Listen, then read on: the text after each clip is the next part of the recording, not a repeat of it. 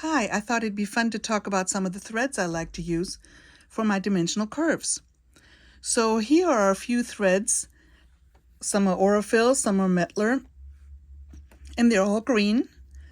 And what I try to do is to find one thread that kind of goes with everything.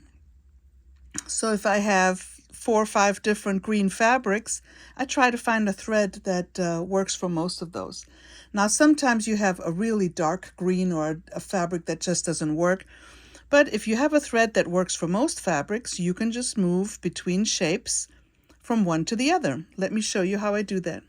And I also try to use a green bobbin, but if I have something that is like a blue-green or a teal, I'll probably use that as long as it doesn't poke through.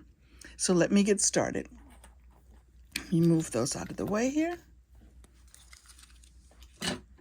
Okay, so I've already done this part, and you can see there's some threads laying on there. They're actually attached. I use the threads to maintain a certain kind of tension so I don't get any, nests or on the other side. Anyway, so what I'm going to do is I'm going to move over to the next shape. You see this is kind of a little pocket, and I'm going to peel that back and top stitch it. So the first thing I do is I stitch in place. So if you have a lock stitch, you may use it, or you can just hold it in place so it doesn't move if you don't have a lock stitch on your machine. Then I lift my presser foot and I peel that back, and I start stitching on the corner, and I take a couple of small stitches to lock it off. It's a little bit like machine quilting.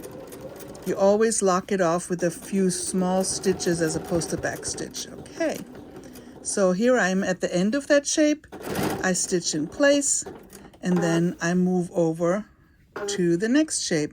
And you can see it is a different green. It is lighter, but it'll be just fine as long as you take something that kind of works in the middle, like a medium green, for example, on these particular shapes.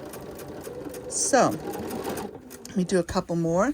You can see how this thread just moves over to the other side here. And then I'm going to move to the bottom, stitch in place, peel this back, stitch on top, and just kind of go to the bottom of it. Just go nice and slow so you don't fall off. Stitch in place, and then move to the top.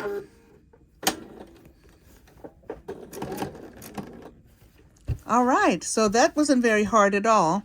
And this piece right here is one of my upcoming patterns. It's a little sneak preview, so to say.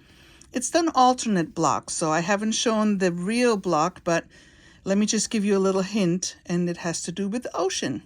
So I will see you later. This is Annette Ornelas from Southwind Designs. Check out some of these dimensional curved patterns. I think you'll like them. Bye.